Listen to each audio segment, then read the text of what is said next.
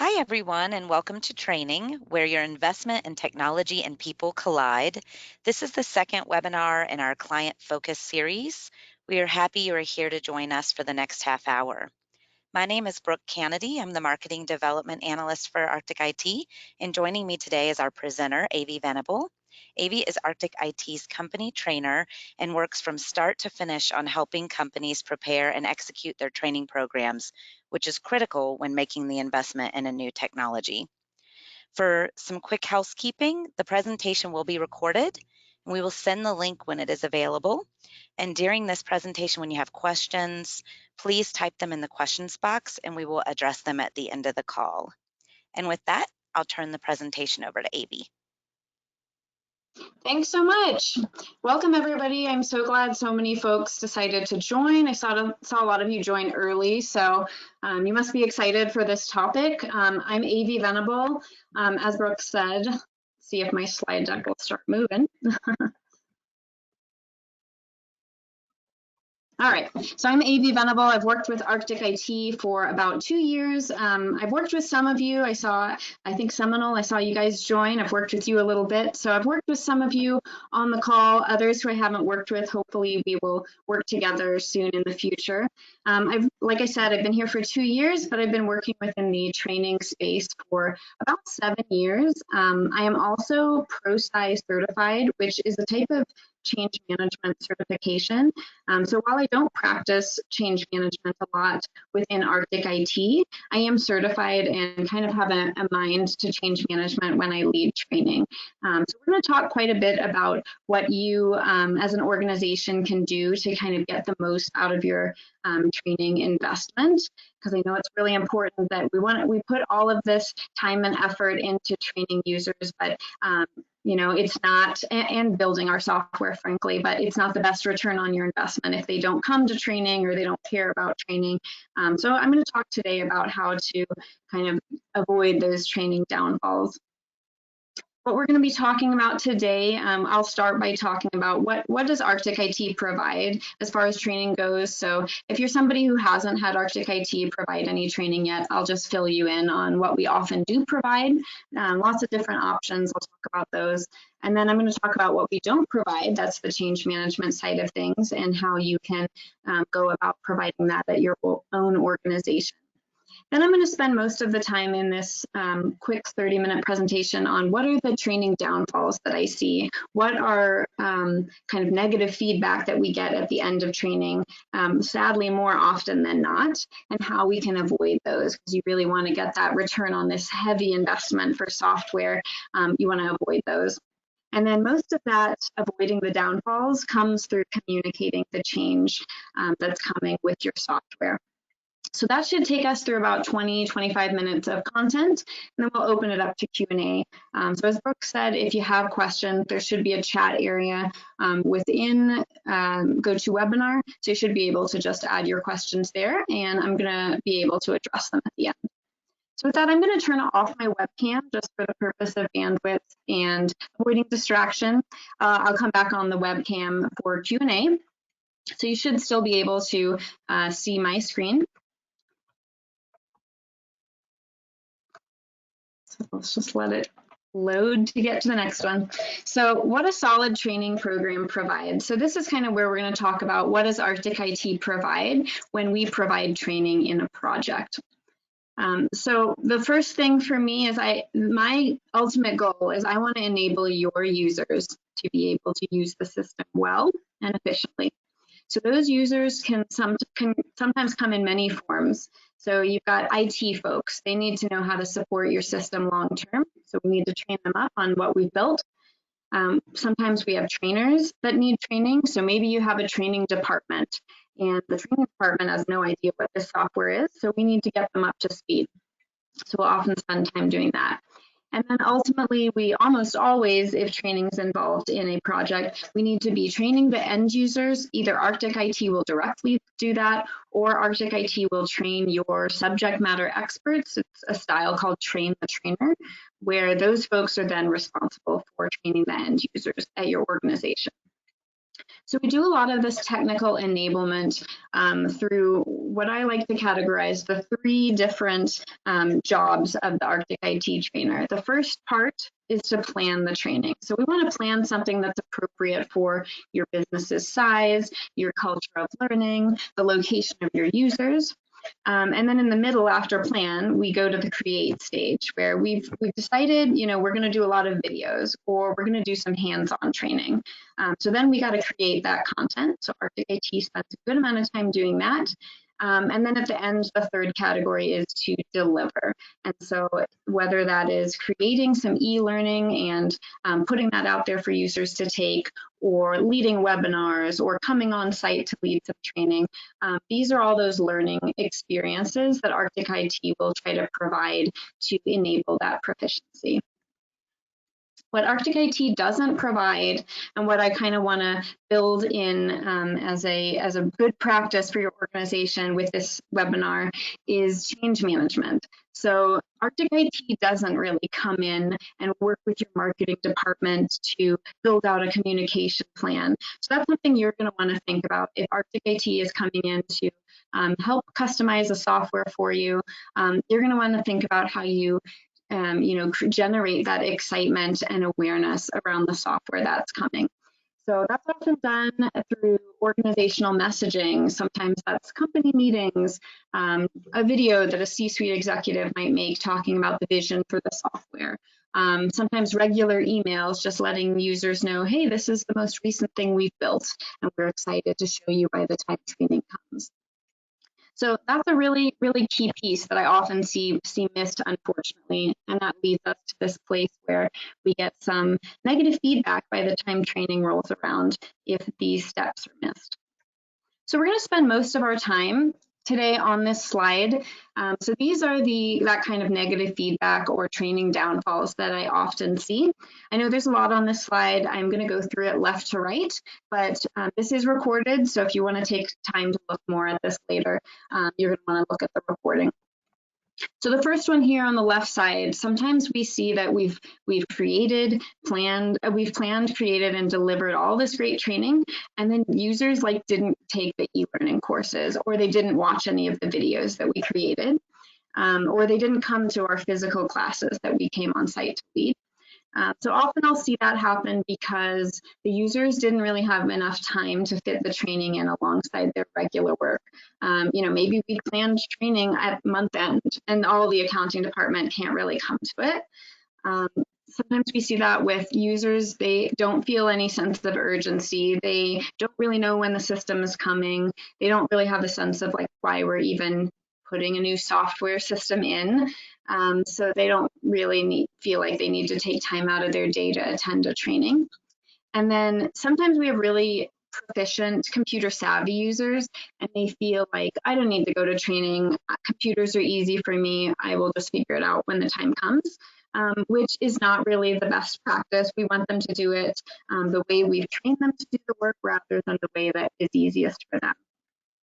So ways that I often see, kind of avoiding this downfall is if clients will communicate when the training is upfront, early, we want to give them enough time to fit it in comfortably. So getting it on their calendars early of when they're expected to take the e-learning courses or come to a class and not to schedule over it.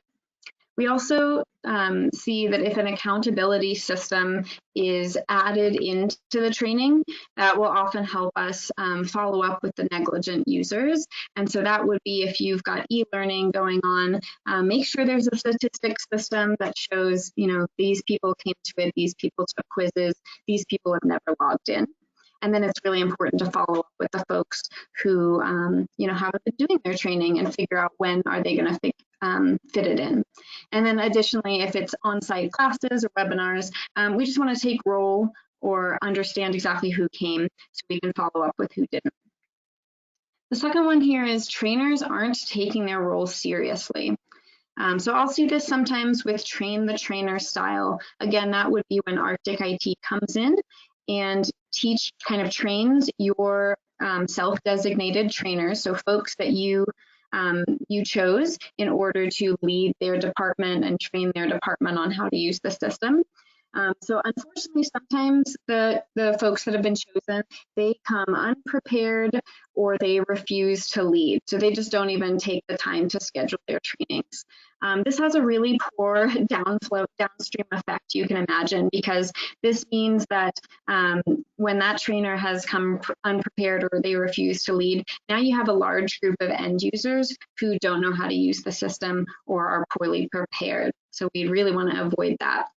And then sometimes I would say that's almost as even worse is if you have trainers and they're really negative about the system. So they're leading their classes, but they spend a lot of time saying like, oh, this isn't as good as the old system, and this doesn't work very well, and you're going to hate using it. Obviously, we do not want that kind of verbiage and negative talk out there about the system. So we definitely want to avoid that one. So ways to ameliorate these issues is, first of all, we want to be mindful when we're picking our trainers. Are they the right people who are going to take up this important mantle of training their end users or their department? Do they have a good temperament for that role? It's really important to communicate what you expect from them. Do you expect them to, just spend an hour a week with their users? Do you expect them to do a half-day presentation with their users? I can guarantee you, they're uncomfortable with this new role that you've put on them. It's not in their job description. They've never taught anything in their life. So sometimes you end up with them just being very confused about, how much should I prepare? How much should I not prepare? So just communicating to them what you expect from them can work wonders against this. And then making them a champion of the system. If you identify early who these subject matter experts are, you can involve them in user acceptance testing, or early on, you can let them see the system early and let them have feedback. If they see, this isn't as good as our last software, let them explain, what was easier in the last software, and it'll be easier to try and implement those changes and make them more a champion of the system if you involve them from an early point rather than just dump it on them how it comes kind of at the end. We've got users not using the system. So we'll often see this when we've gone live with a software and users are still completing their work in the old way. So sometimes an old software system will just go away and they really can't do this. But sometimes often I see this with finance and operations, where you have users just still using their Excel spreadsheets. They haven't really made that transition to doing the work that they should now be doing on the new system. Oftentimes I see this with users maybe who are older or feel computer illiterate, and they feel like they don't need to learn something new. The old way works fine. So we really want to transition everybody seamlessly onto the system. You'll also see this with users who, 3 weeks after the system has gone live, they email IT asking for their password. They've never even logged in. This tells you they never went to training and this is their first time logging in. So definitely not ideal there. So we want to make sure that the training content is accessible to all users. I know that when I create training content, I really try to keep skill level in mind with my language. So I try to use very foundational language that any user could understand, that's not very technical. So we want to keep a mind to that. If we are delivering webinars or remote training, we want to make sure it's in all time zones that are represented of the organization. We don't want to make it hard for users to be able to understand or attend our training. And then communicating the why and the wows. I would say if you take anything away from this discussion today, this is really what it's all about. I'd love to see our clients more engaged with communicating the why. So letting users know, why are we making this transition to this new system? What is the vision for it? What new things are you going to be able to do more efficiently? What metrics are we now going to be able to get because we have this new system? That will give them a lot more investment and excitement. And definitely the wows will do that as well. So the wows, I like to think of that as identifying what are the top 5 ways that users are going to be really excited and impressed by the system. So if you can if you can tell them that off the bat, they'll probably be more jazzed to take the training and learn the new system. And then users feel that they didn't get enough training. I would say this is probably the one that I hear most often, unfortunately. So maybe we've led a webinar, we've led some in-person classes, we have also provided them videos. However, at the end, before you go live, you get users saying, I still need more training.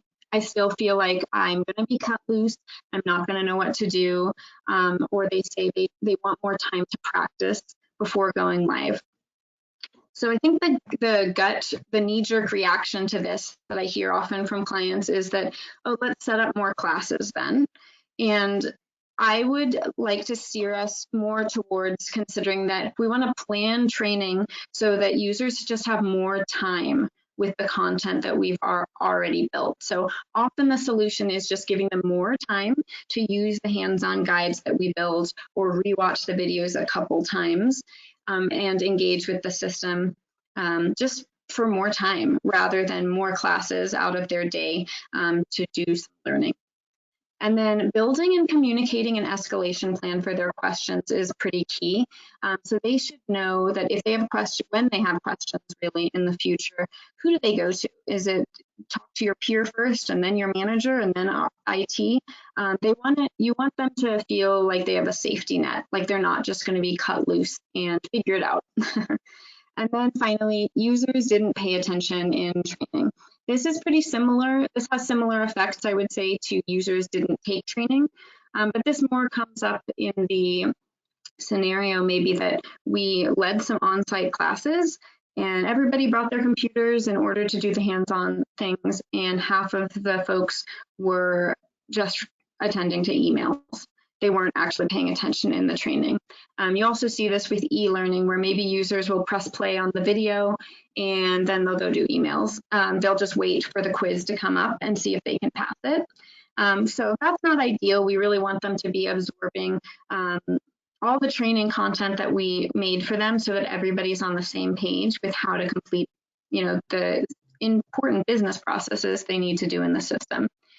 Sometimes we also see users who feel like the training content we created is not pertinent to their work. They don't do these business processes, so why should they learn it? So ways to fix this is the same one off the bat as users didn't take training is to give them enough time to fit training in comfortably. So that they don't feel like, this is month end, I have a million emails to respond to, I'm just gonna barely pay attention to this class I'm sitting in. We also want to make sure the classes are tailored to our user groups. So folks who are attending the classes should feel like they're at the right class. The business processes they do are involved in the class.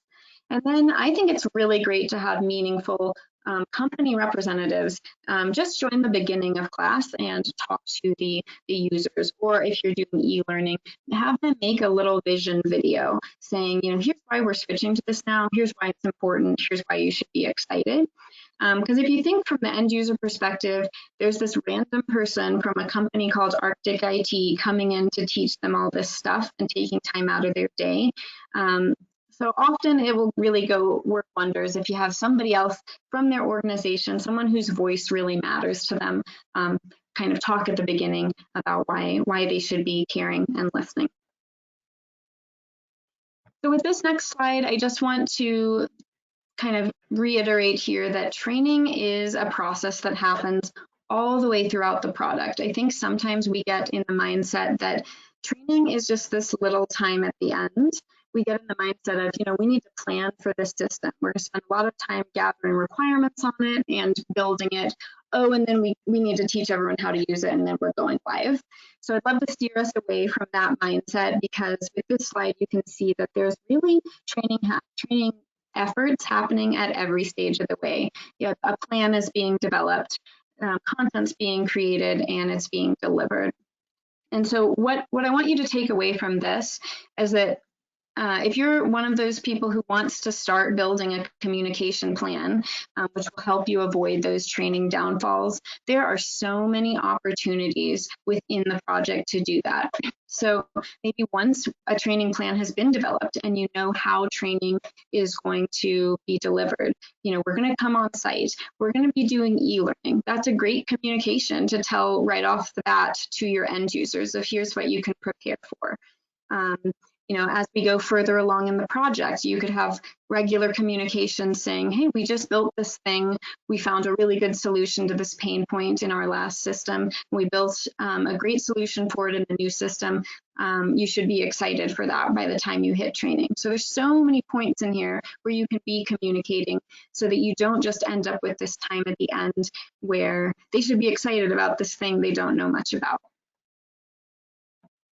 So this slide is just to give you an idea of what are things you can add in those trainings, in those communications. So these are different things you can consider to add to maybe your videos, or your webinars, some emails you want to send. So setting expectations is important. Users want to know when they're going to receive the training. What's it going to be?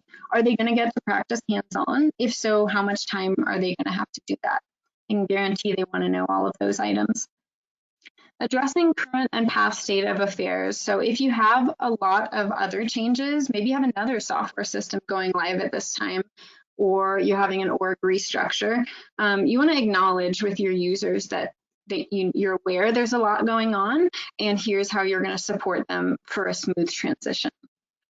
I know I've worked with some clients where they've expressed that they previously implemented a software and it didn't go well and folks felt scared.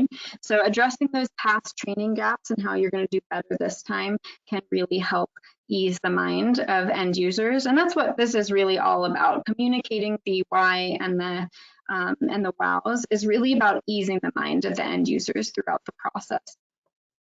So then aiming to reach all users, you want to make sure that these communications you do send out, they're not just to your IT administrators. You want to hit your end users. They want to know some things. If you have trainers, you're doing a train the trainer style. What do the trainers need to know? You want to make sure that everybody's involved throughout the process. That can often be helped and bolstered by providing an outline of what's going to be covered in each class and when the classes are. And then finally, as I said, preparing that escalation strategy. Where can they find resources? Where can they get help in the future? So this is just an idea. Just wanted to put out ideas for if you are going to go this route, which I would really encourage to add some communication throughout the project. These are some things that they might be wondering it would be great to add to those communications. So this is just a little image of a communication plan I saw once. Again, Arctic IT doesn't work with you to build the communication plan. This would be on you to build this, but these are good things I would say to have involved in a communication plan. When is the communication going out? Who is it directed to? Is it the end users? Is it a certain region? What kind of communication is it? Are you making a little promotional video for everybody to see? Is it a webinar? Is it a half-day training event? So having a mix of different communications is great. I'm definitely not trying to encourage everybody to send weekly emails for the course of 2 years while the project goes on. Definitely not what I'm trying to sell here. It's really just more communication than I see happening currently. And then what is involved in the communication? Great to outline that ahead of time and who is sending it. So good to be mindful of who's sending it. If you have somebody who sends emails every week to the whole company as a memo, those emails may be getting deleted pretty often. So you want to have a mix of folks sending it so that these emails or whatever the communication is isn't falling on deaf ears. This is what I was talking about with the class list and schedule. These are just useful items that if Arctic IT works on building these, which we often do for a project, ask for copies and include them in some of your communications at some point. So if users can see an actual schedule of what classes are going to be offered when, how long are they, who's teaching them, what's the topic, they can start putting these on their calendar or scheduling them so that they don't just end up in a week where they're slammed and they can't come to anything. And then we often will also outline exactly what's being covered in every class. And so this will help users know, should I come to that class or not? Are these business processes that I do or not? So this can be really helpful to ease their mind of what exactly they're being trained on. And then last slide here about reinforcing the content. Can't tell you how many times I've worked with folks and we build all this really great content. We build reference guides and slide decks, but we don't tell anybody where it is. So users use it within training, but then maybe they want to download it later, review a video. They need to know where they can find this. So we want to be sure you communicate about where the resources are located. And then you want to think about, after Arctic IT is gone, eventually you're going to have some new hires who need to use this software. What's the plan for teaching them how to use the software? So you want to think about that. And then finally, we always try to build our content in PowerPoint or Word, really easy mediums to update. And so you want to think about, once Arctic IT is gone, there may be eventually some business process changes, different ways you want to use the system. So who is going to be tapped for keeping these updated in the future once Arctic IT is gone? So that's really everything that I wanted to cover. I hope you found this useful. I hope it gave you a few new ideas of how to engage your users and how much communication to be doing, what kind of things to add in that. So I'm going to open it up to questions. Brooke, I don't know, I can't see the chat, but if you could let me know if there's any questions, I'd be happy to answer them. And I'll put my video back on so everyone can see me. Thank you, Avi. Thank you for the excellent presentation. And please You're make sure welcome. you use that questions and chat box, either one, to enter your questions in. I do have one here that I'll read to you. Do you have a sample communication plan that we could use as a guide for our own plan? Yeah, that's a great question. I do not have a sample plan because it's not really something that Arctic IT, again, doesn't really build the communication plans. But I will say that even that little screenshot that I found of a pretty good communication plan, you can easily find really similar ones, honestly, just by like Google image searching. I would honestly just encourage you to type in communication plan in quotes and then change management. That will give you a ton of different, because there's so many different ways of building them. But I will say the top things to cover to make sure you have is, when's it going out, what's being covered, who's the audience, what's the content, and who is sending it. So I would just encourage you to Google image search. There's tons of great content out there. Thank you. Um, and I'm not seeing any more questions. Let's see. Oh, it looks like I have one here. Is a certificate issued once a user completes training? Yeah, that's a really good question. So that's really something we would try to add into the training plan. Like I said, training comes in all formats. So sometimes we'll have a training plan where everything is on site. We're doing no webinars, no remote, no videos. We're just coming on site and we're doing a full week of training with users. So if that's part of your organization's culture of learning, if you think users would get something out of getting a certificate at the end, maybe we make those little certificates and after they come to their final class, we give that to them. Or if you're an organization that would use a learning management system, so that's kind of that e-learning where folks would maybe take videos, answer questions, usually embedded within any sort of e-learning and online courses, you can have it send certificates out after they complete each course or a whole suite of courses. So it would really just be up to us and you to determine if there's some value in issuing certificates.